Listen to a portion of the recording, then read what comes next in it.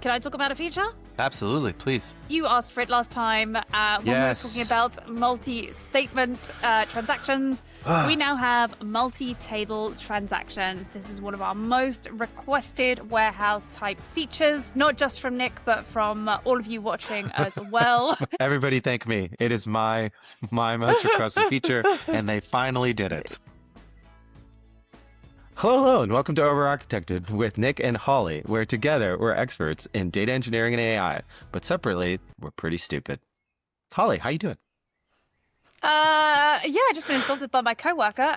This is a podcast where we talk about new features in Databricks and then try to shoehorn them into one architecture to see if it actually makes sense. But we're idiots, so probably won't. Here are our favorite features from the last 60 days, not 30, because last month we had a bit of an open source special. So lots of good features. Nick, do you want to start us off? So the big thing, the thing that I was interested the most is we have a new AI function called AI Prep Search. And so if you're familiar with our suite of AI functions, we have this particular one called parse documents. And the trouble or gap, I would say, in parse documents is it only does half the work if you're interested in doing something downstream with it. What I mean by that is you have a PDF or, just some raw text or something like this in some weird binary file. You run parse document and you actually get and extract this textual and image data out, and you have it in this kind of JSON, whatever, data frame form. Now, that's great. But usually what you're going to do after that is put it into some kind of index. Maybe you're going to put it into a database. Maybe you're going to put it into a vector database specifically. And you are left to your own whim at that point. So what AI Prep Search will do, and it works basically hand in hand with AI Parse Document, is it will take the outputs of Parse Document and immediately chunk the results of parse document into small bite-sized chunks, give each chunk an ID, and then give you also the chunk that should be embedded and the chunk to retrieve. So I have here actually a very, very quick example of parsing a menu. And so I'm just doing a read file on it. I'm using a SQL interface for it in the notebook in Databricks. And I call AI parse document on this piece of content. And you can see that it gives me this big document blob. I get a bunch of useful stuff. I get elements. I get the pages. In this case, it's just a single page. I get some metadata. Normally you would have this and you'd be like, okay, now I need to actually take this and do a bunch of other processing to get this ready for the next stage and put this in a vector search database, for example. So before you had to do it on your own, but now just with a few more commands, essentially I'm doing the same parse document, wrapping in a with so that I can go and do something with the result of it. And I'm calling AI Prep Search on that result. So you can see that the resulting call, since I'm parsing a bunch of documents, is I have a list of results. And for each document, instead of just having what I had here, which is like the elements of the boxes and the bounds and like the things that it parsed out, is I actually get this document contents. And in the contents, it's a list of chunks, right? So I have a chunk ID, the chunk position, the chunk to embed. So this is what I'm actually going to be calling some embedding function on. So turn this into some, 128 dimensional vector, and the chunk to retrieve. So actually what to store in that vector. So help me understand here. So the point of this is going to help you when it comes to like making a rag, or when it comes to making an agent and having that as part of that and then going in there. It's absolutely catered towards rag. So I get the chunks, I put them in some kind of database, a vector database, and that makes it suitable for retrieval in a rag pipeline. Now, that rag pipeline could exist within the context of an agent, to kind of the second part of your question. So it helps both. Yeah, so I guess because there is a knowledge assistant within Databricks, which is a little bit more black box, isn't it? Which is, here's a bunch of documents, make a chatbot. I guess this is the breakdown of some of the steps. So if you want to do something a little bit more custom, you don't necessarily just have to use knowledge assistant. Is that fair? That's fair. And you can take something like this vector search, like once you've taken this and put it in a vector search, you can make it available to a supervisor agent within Databricks. And so this actually leads us directly to another feature. And this is a quality of life feature, but it's absolutely huge. So a few, months ago, I guess, we released the supervisor agent. And so like I just said, the supervisor agent supports combining and composing a bunch of the different other elements within Databricks. So MCP servers, Genie spaces, other agents, knowledge assistants, information extractors, all these kinds of pieces can be composed into a supervisor agent. Now, the issue is that we released a supervisor agent without an API to actually create them and manage them out of the box through an SDK, through REST API. So now it actually is supported, and the Databricks SDK does support it.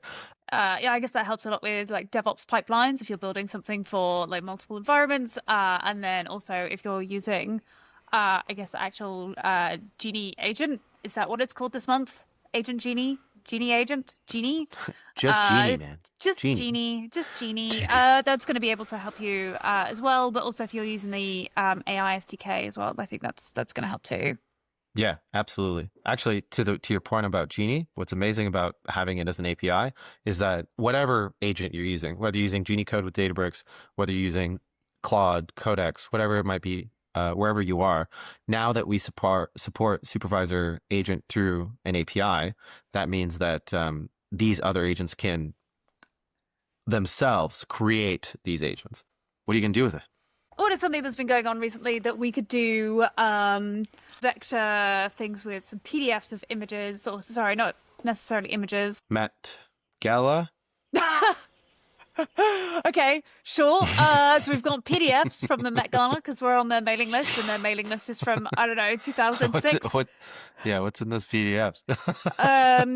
Who was the designers? Maybe we could, maybe all of their archives are in PDFs, and we could compare their things over the last year. Okay, fashion pipeline. Fashion pipeline. This is so insane. I bet no one has done this as a data study beforehand. Met Gala, mailing list, outfit, archive. Yeah, that's just a bunch of buzzwords shoved together, really, isn't it? Okay, then. That's our source. So you get the AI pass document. I'm really sorry, I've completely forgotten the name of the feature. AI underscore prep search. Yeah. We end up with a vector database, and we've got like who or what designer, like descriptions of outfits. I don't know anything about the Met Gala except that, a lot of people make fun of it, but yeah, people wear interesting things. I mean, we're sat here wearing exactly the same hoodie, so maybe we can't complain too much about what other people wear. Height of fashion. PDFs, I guess technically they'd be in a UC volume, wouldn't they? And then the vector database. That's just a normal database. What does that look like in Unity Catalog once you go ahead and make that? The vector database isn't directly linked to UC, at least not yet, but it is a compute element in Databricks. I will say that much. So we have a vector database. What do we think is a starting point? Is this looking okay? I think we're missing the mechanism. Like it's an email and then we stream it in or whatever, but it's fine. It's good data. The thing I want to talk about today is an update that came as part of Databricks Runtime 18.1, and that is SQL Vector Functions. So this is going to allow you to do embedding mathematics within SQL. So up until now, you had to switch language, you had to use Python. I mean, technically, I guess you could have done it in SQL, but it would have been some really, really convoluted SQL, and that is not what we want. So you've got things like cosine similarity, you've got L2 distance, and you've also got inner product as well. Some of them have got some caveats that you need to do a bit of maths beforehand. Either you need to make them normalized so that they're all the same length, or just resizing them in generally before you go ahead and do that as well. And on top of that, you can also do things like the average of a vector as well. So if you wanted to have like a group for a category, you have an average, and you've also got sum as well. So if you wanted to do some weighted averages for your vectors as well, it is good for, there are some performance gains. If you are doing anything under 1 million rows, then this is probably the best way to do it, the most efficient way of doing it. This is something that you normally have to take outside. So show me what you got. This is how it works. So I'm taking my embeddings, and I have my vector cosine similarity here, and I'm comparing my different embeddings that I've got here. It's just one line of so much convenience that takes away so much complexity that you would have had to do previously. So we've got another example here as well. And I could do in terms of like, what is the menu similarity as a whole rather than just, the individual items as well. So maybe, I think this one explains it a little bit better. So I've got two different brands here. I've got McDonald's and Shake Shack, and they do fast food and they do burgers. And it turns out actually they've got a very, very similar menu between them. Okay, awesome. Linear algebra, so cool. Yeah, I did this. I did this in my maths degree. It's really strange because it never really comes up at work at all, and all of a sudden it's like, oh wait, I know this stuff. Next month we should trade sides, so you can use all your maths degrees. Well, I think we have a very natural use case then. Yes. And that is obviously to maybe do similarity of outfits to group who was least creative. Oh, it's just like a mathematical burn of how unoriginal you are. Okay, so I mean, we have our vector database. We have embeddings for each type of. I mean, we didn't define it at this level, but let's say presumably we embedded each kind of costume. Is it costume, outfit? Maybe this is something we should have Googled before we started. Hang on. Met Gala theme this year. Hang on. Keep going. Okay. Semantics. What was the name of that function? So I used vector cosine similarity. Vector cosine similar? I don't even know how to spell. This is what AI has done to me. Actually, this is pre-AI, but now I can blame AI. So we have our database. We have a bunch of stuff. We are going to compute the similarity scores. And that's just like a map function on the existing vectors, and those vectors represent our outfits, costumes. So then what do we do with that? We're doing some computation on this. We're probably going to save the results somewhere. So that's going to end up being as a table. So kind of how we showed earlier in terms of those results. All data ends up in a dashboard. So maybe we then eventually put a dashboard on top of it. You forgot that all data is ended up exported as a PDF. I'm struggling here. I actually don't know why, because we have the similarities. They're mapped, and it's a new column. Yes. Are we storing that just in the existing vector database, or is there a reason we're making a new table? I guess it would probably be a new table because you'd be comparing things to other things. So in my example, I technically had a cross join because I was doing all menus compared to other menus. And then I wanted to see what was the most similar.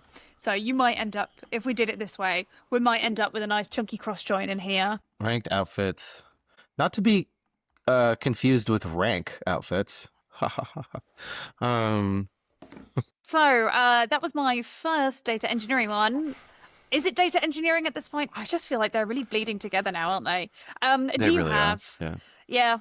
That's why this exists. Okay. Yeah. Data engineering and AI and data engineering, AI engineering, data AI engineering. Yeah, you just say it in as many permutations as possible. Makes it a job. Right, what have we got next? AI Gateway, which is I think it's called Unity AI Gateway in Databricks, which is kind of the central place where all your LLMs and actually, let me just show you. So here you see, this is Unity AI Gateway. It's the list of all our kind of built-in foundation models, the LLMs that we have. It now also governs the MCP servers. So these used to exist in a different area, as you can see, and this is actually a beautiful part of AI Gateway and MCPs and how everything works together coherently in Databricks, is that if you register like a SQL function into UC, right? So you register it as a Unity catalog function, it's immediately and automatically exposed as an MCP compatible interface, so that any agent can call it. Actually, I just wanted to say that. That's besides the point. It's not what I wanted to highlight. What I what I did want to highlight is specifically that MCPs are now governed together under Unity AI Gateway. These things used to exist all over the place, and now they're coming together in a single place. And it obviously makes it much easier to govern and manage. So if you have this hooked up with, say, Slack, and you're like, hey, or maybe even like, I've got like Jira and Confluence in here as well. I'd be like, hey, what are my Jira tickets that I need to work on today? that also can come up in Assistant now? What Jira tickets can I ignore today? Yeah. Yes. Yeah, help me build an endpoint to tell people I'm not going to do their tickets they've assigned me. So yes, it's all part of the things that you can orchestrate together. So because of how things are composable, you could compose it essentially to expose the supervisor agent, and that supervisor agent can combine many other agents and MCP servers and vector indexes. The world's really your oyster at this point. It's kind of the self-referential or Pandora's box or the genie's out of the bottle. Didn't you have another feature you wanted to talk about? Two things. Another small point, but this is we demonstrated it last month, or 2 months ago, and it was the feature was that any traces that you produce with MLflow, the Databricks experiments page, you could sync to Unity Catalog automatically. There's a nice little pretty button. Click it. And boom, set the table and you're done. And that feature's moved out of those preview states and is now a GA feature. I think the importance of that is just increasing with time as people are realizing that they're collecting a lot of data about how they work, how their agents are doing work, how they can improve those things. It's a very important feature. And like having to query it all with the API previously was an enormous pain when, let's face it, it should be select star from traces table. The Supervisor API, not to be confused with the Supervisor Agent. So the Supervisor API, I know, I'm sorry. It's not, it's below my pay grade to decide that. So the Supervisor Agent that I'm going droning on and on about in Databricks is an actual endpoint that gets stood up and gets exposed and can be called at any time, and it exists as an entity on its own. So you define it with some tools, you define it with whatever the pieces are that you want to compose. You expose it as an endpoint, and then it can be used from all kinds of places. So that's the Supervisor Agent. Now, the Supervisor API is a kind of more ephemeral feature. So it's essentially the ability to create an agent on the fly and start a little conversation, and it supports the ability to run in the background. So what you can do is you can use the Databricks API now, the Supervisor API specifically. You can say, here's a message I want to send. Here's a query that I have.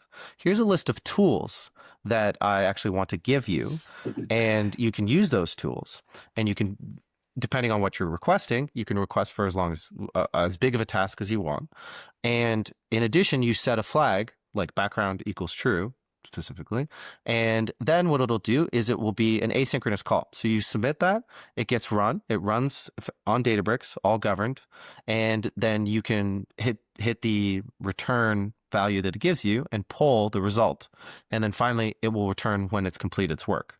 And it can be done ephemerally. So you don't have to stand up a supervisor agent and do this and like wait for it to come up. And then it's always up and running. Hang on a minute. So you could combine this with the MCP servers. So like the Jira tickets that you're going to ignore. You could have that run in the background to be like, hey, I rock up to work at like midday. Could you start by going at 9 a.m., checking on my Jira tickets, having a first crack at them, and then I'll rock up at midday and see, just like rubber stamp whether they're correct or not? Like, could you make it do that? I mean, pretty much, yeah. Here, I posted. So it's just a series of API calls. So there's not really like a demo, but you start with creating a single turn LLM call, right? So this is something using the OpenAI's APIs, very common way to work with LLMs, and you wait for a response. So this is kind of base level, and this is something that we've supported in the past and a lot of other tools support. Now, step 2 is you can add hosted tools to run in the agent loop. Now, the hosted is actually very important because the typical way that these things work is when you add a bunch of tools to these calls, what happens is the LLM is like, oh, I have these tools available, and it will return back to you, the client that you're calling, run this tool. So you're responsible for running the tool, right? Like the client does this. The difference here is that you give it a list of tools, and these tools, it will run for you, right? So these are specifically hosted tools. So you as the client, your job ends kind of here. right? So the kinds of tools that you can add, and this is that supervisor aspect, right? Is, for instance, a Genie space, a UC function, a knowledge assistant, a custom application that's built in Databricks as an endpoint, a custom connection that might be necessary for maybe you've defined a connection so that it's protected by a secret, and then certain people can share it. So you can quickly see how the governability aspect builds into this. You specify these tools, and then you can pull and wait for the result. In this case, we're just streaming it back, but we'll get there in a second. So step 3 is that you can connect third-party services. So this is your kind of Jira idea, right? So we expose a bunch of built-in third-party services. So we've built these connectors and they're available for you, right? So you can connect to Google Drive, GitHub MCP. I see your eyes are like, Atlassian. And then finally, what you can do is, I'm skipping to the best part, is that you can set this flag, background equals true. Right? And once you set that background equals true, you get back the ID of the request, the status of the request, and now it's running in the background. So you can step away, you can go to sleep, you can do whatever it is that you need to do, and then you can come back and get the result later. Sorry, my mind is just like I'm thinking about the last decade of manual dog's body work that I have done that I could have just not done because this feature now exists. And I don't know if that's great or if it's slightly terrifying, but no, it's great. Soon you'll be on the beach sipping Mai Tais. I don't think that's how it works, but sure. Yeah, this is really cool. That means that you'll know exactly how to use it in our architecture. Oh, yeah. Now I've got to apply it to fashion. I think what we could do is have a Genie space that's also pointing at the PDFs so that you can... So, yes. we've created these embeddings for the specific costumes or whatever, but the PDFs have, let's say, more information that isn't just the costumes, and so let's make a Genie space so that we can arbitrarily query our. Yeah, I think maybe that's more of a knowledge assistant, but it's all the same. Yeah, it's fine. Bless you. It's true. I've always known you're allergic to fashion. You Too test easy. Me. I'm sorry, I'm still allergic. I'm allergic to your bad jokes. Oh, yeah. Oh, yeah. No, you're still allergic. Oh, man. Have I caught your cold? I'm not going to be very happy if I have. That joke is only funny if you know that Nick lives in LA and I live in London. Right. So I made the joke earlier that all data is going to end up in a dashboard, but I think actually... maybe the times are changing. Maybe we have this as a Genie space because you can get visualizations and bar charts and stuff out of Genie spaces anyway. So rather than one dashboard where everyone's going to whinge and be like, oh, but I want a slicer on this and I want a thing on this. Actually, what we can have is this, and then everyone can just ask their own questions and get their own bar charts. Not only do I agree with you, but I don't think it's really a joke. It's worth taking a second to really... not to double down on the point. Like the joke used to be like, okay, I'm going to draw a box around this entire architecture and say dashboard. Yeah. And that is kind of a joke. But what's not a joke is you can draw a box around almost everything in Databricks now and say Genie space. And with the Genie 1 experience, it's not called Genie 1 anymore. It's not called Genie. No, it's not. I think it's just Genie. Oh, I'm sorry. Oh, no, that's good. That's good. No, that's good. Okay, that's good. Right. I'm glad it's called just Genie. So, okay. And so it's kind of funny on one hand, but it's very true because you do have the capability now to apply intelligence, if you will, to your entire workspace, and it's governed, secure. We've also got our traces as well. Well, we don't really have anything that needs traces at the moment yet, do we? Okay, well, the Genie space produces traces. Does it? Yeah. I knew if the Genie space was part of Supervisor Agent, then yes, it did. Then for sure, yeah. So traces in UC. Yeah, I'm pretty happy with that. Excellent. Can I talk about a feature? Absolutely, please. We asked for it last time when we were talking about multi-statement transactions. We now have multi-table transactions. This is one of our most requested warehouse type features. not just from Nick, but from all of you watching as well. This is the ability Everybody thank me. It is my most requested feature, and they finally did it. Yes, they finally put up with all of your harassment, and they have now made that change. Multi-table transactions, again, not to be confused with multi-statement transactions. This is the ability to make changes to two separate tables within one transaction. So if something goes wrong with one, and you need to roll back, you're never going to end up with that kind of intermediate state between that. One thing I will say that because it's in Databricks, it also means that you can do multi-table transactions. And there's no table locks associated with it. So whilst the update is still happening, that table is not locked. And that might not necessarily be true for some of the more legacy warehouses that you are using. It is something that is managed at Unity Catalog. So these do need to be Unity Catalog managed tables. I have two tables here. So I've got my list of brands, and then I've got my list of menus as well. So what I want to do now is I want to update it, and I want to insert into both the brands and the menus at the same time. So if something goes wrong, I don't want to end up with a limbo state where I've got an orphaned menu that's not included in the brands, and I can make the changes in one go. And we can see here that if I run it, like, this is very simple syntax. It's just begin atomic, and then you do your changes to your particular table, and then you end it. And so if one of these fails, it will roll back. And I think I have a dud example here where I try and break something, and I try and add in a fake column. What will happen here is this is going to say, this isn't working. The assistant is going to try and kick in and do something. And I can see here that actually my dud has not been updated at all. Amazing. This is like the final boss of transactionality. So this is... Yeah. I'm serious. This is amazing. I feel like we've been waiting for this since transactions on Parquet became a thing, right? So yeah. I mean, we're talking quite a long time here, actually. So it's terrific. I did have a few questions, actually. Sure. So you said it's multi-table. Is there a limit to the number of tables?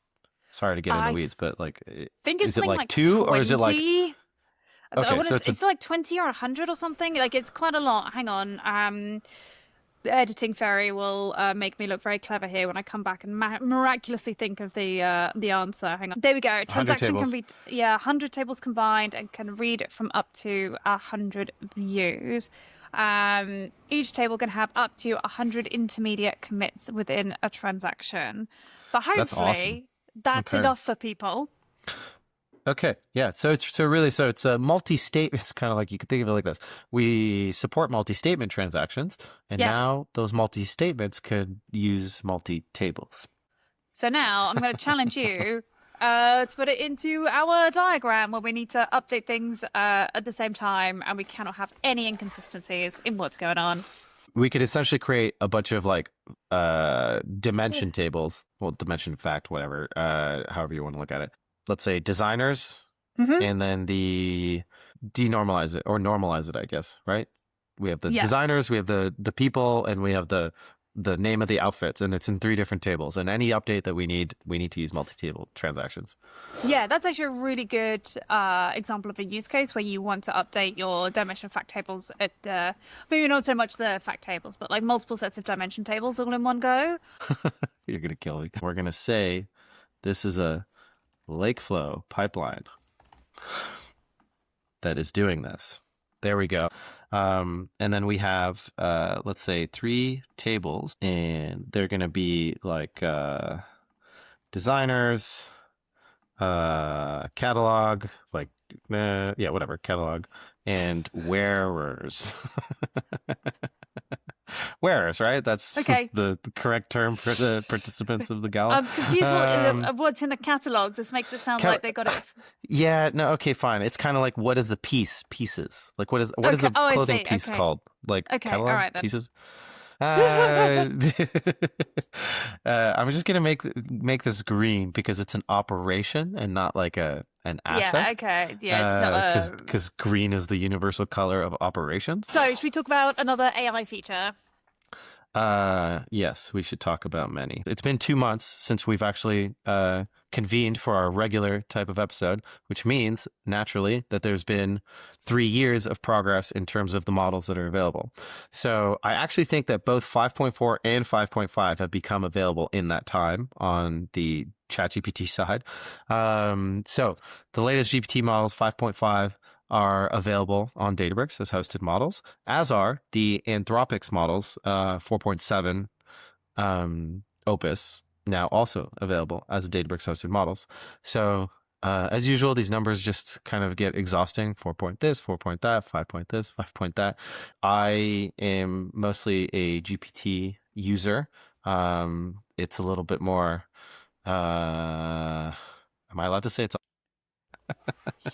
No. okay, so we're gonna have to cut out what I think it is. Is it more precise? Is it more finicky? I find that Is it's it less more... emotional. Like Claude is just like, you're brilliant and like, you know, just like sycophantic. Sycophantic. Wow, big word. And GPT's just like, I'm just going to do this thing that you told me to do, and I'm just going to keep doing it. So anyways, all that to say, it's available now on Databricks. Please do use it. In AI Gateway, we support kind of the really short form instructions for how to embed these models in your favorite coding CLI.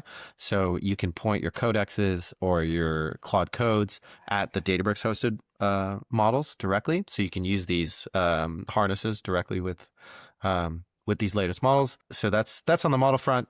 The hardware front in Databricks, our serverless GPU offering. Now, I think you need to actually enable this. It's a beta feature. It's in preview. But we now... Sorry, I'm just looking at the UI. It's in preview. Okay. I wasn't done, man. I wasn't done my statement. Sorry. You're too fast. You're as fast as a GPU, man. Anyways.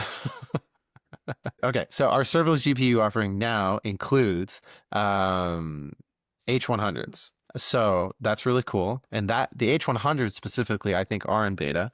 And I do think you need to go and do the little click your user icon previews, enable the H100s. And so that's amazing to have that kind of experience and have a serverless experience and get like 8 times 80 gigabytes of memory for those of you who need such things. That's terrific. And then, so that's one piece on hardware. The other piece on hardware, small change, our model serving workload types, also in beta, now support CPU medium size and CPU large size. No demos there, but that's on the hardware side. And I do think this is a big one, actually. Why are you laughing? It's that the AI table comments now support a language dropdown.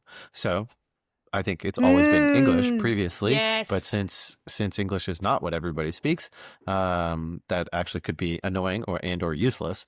Do you know what languages are available? English, Deutsch, Espanol, Francais, Italiano. I'm not going to try. Portuguese.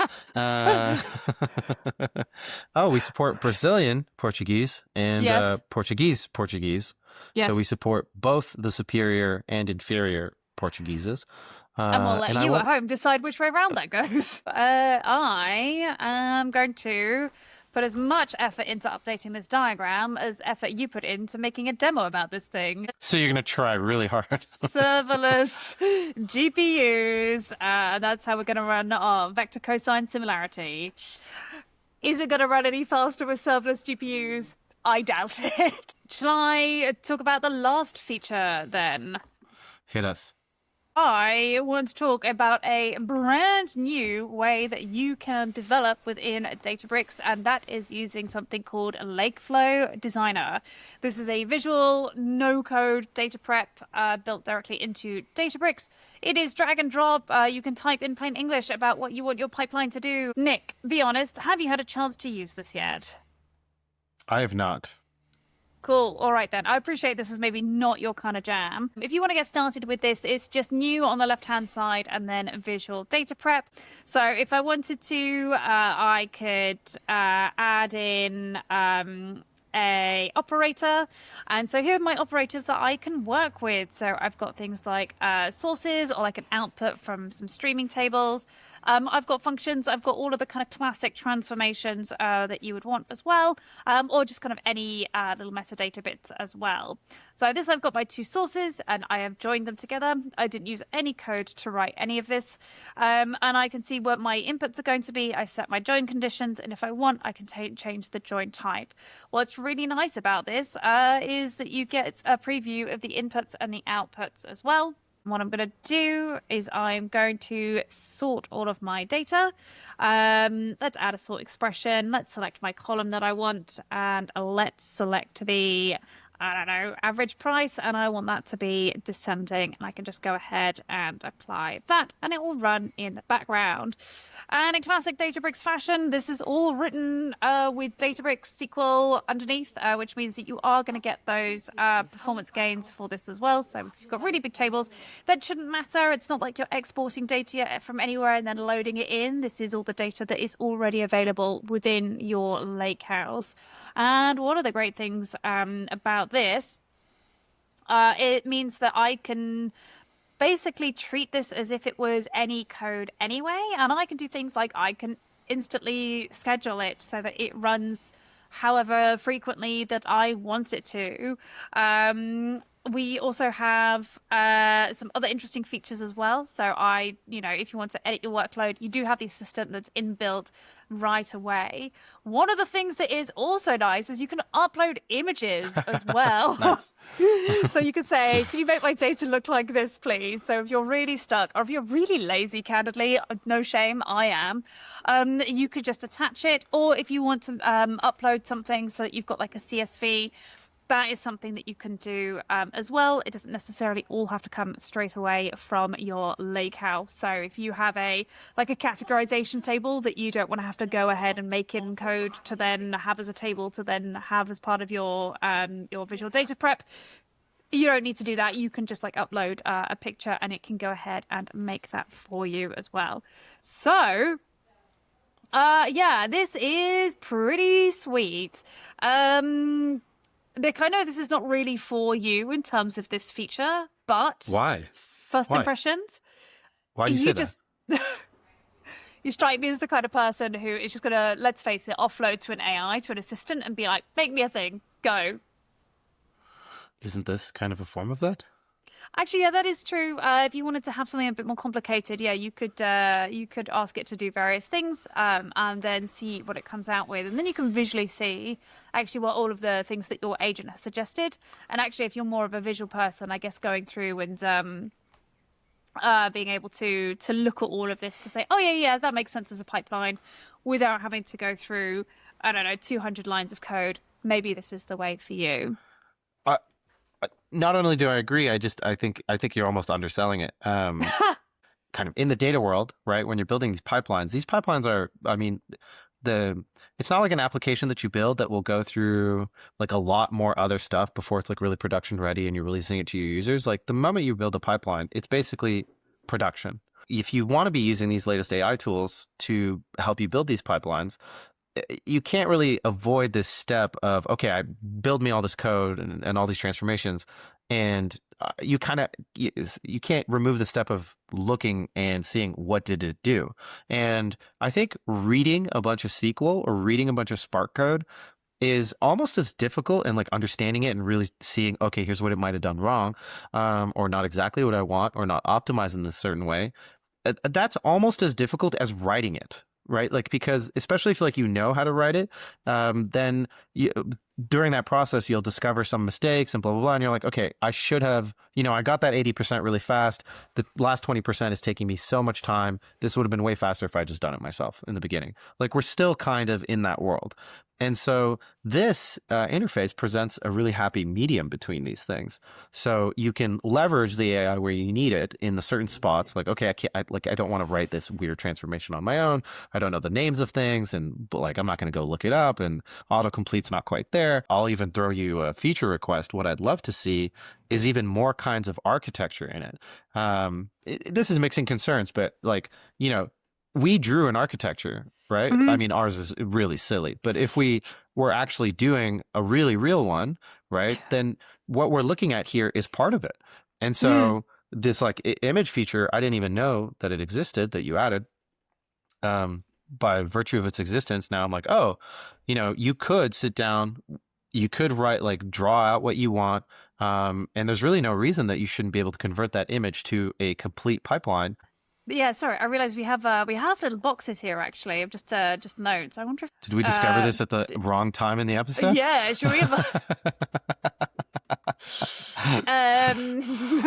learn about own features. Apply. Oh, you can't join them together, sadly. The notes, so you can't have this as like a to-do to be like fix join or the way you share should with introduce this Genius feature is the team actually talked to us and they felt that we needed our own feature. Yes, they made multi-table transactions for you, and they've made this for me. I know that there are other things on the market at the moment. I will say one of the big advantages of this is, one, there's like no separation between like other data teams. So like there's not that kind of like silo thing that's coming around. But then also there's like no licensing fee for this. Like this is just drag and drop, and then you pay for compute rather than like per seat licensing. And I don't know about you, Nick, but I used to work in a big enterprise and I hated per seat licensing. It just made so many annoying things like 10 times worse in terms of like you can't use a tool a little bit. You have to be a superpower user. And for me, if you want a data-driven organization, like that drives completely the wrong behavior. So that's my rant that I'm going on. I think you could probably actually have this Lakeflow pipeline. But yeah, well, I completely hear you wanting to add other things like going to a Genie space. But I will say that comes up in the lineage, which is, yes, it's another view, but yeah. Yeah, I'm not even trying to be like cute or sarcastic. I think that's like the correct thing to do. All right, so I think that's us for this month. Nick, how are you going to rate our architecture? An 8? Yeah, this is pretty good actually. Like I'm just imagining whoever's watching this and they're like, wow, these guys they think it's an 8. Everything makes sense. This is like there have been no insane conceptual jumps. Everything is technically possible to actually hook up the way it's drawn, more or less. 8. 8. Okay, yeah. I will say these serverless GPUs, they are probably very expensive and completely not needed. Wow. And like, does this flow of data make 100% sense? No, but for someone out there, you know, that could really help them. Like, it's a bit niche in terms of what's going on here. I don't think we've got the most dense information about our Met Gala outfits. But maybe it's like a little bit of a small starter side project. Maybe that's going to be useful for someone out there. So yeah, I think I'm going to go with a 7. It's architecturally an 8, and then let's just say the Met Gala analysis business is not going well. All right, time for the outro. We have an outro? Yeah. What's our outro? All right, that is blah, blah, blah, blah, blah. That's a bad outro. All right. Thank you so much for watching this month. Please let us know which of these features you think you might try, which are the ones you think you'll enjoy using. I will put a link to in the description of the notes or the release notes so that you can read a little bit more if you want to. And until then, thank you very much for joining, and we'll see you next month. Oh wait, no, we won't, because we're going to Data and AI Summit. We're going to be really busy. We will have a 1-month hiatus, and then we'll be back afterwards, and we'll have loads of brand new features to be able to talk to you about. All right, thank you so much. Bye. Bye. See you at Summit.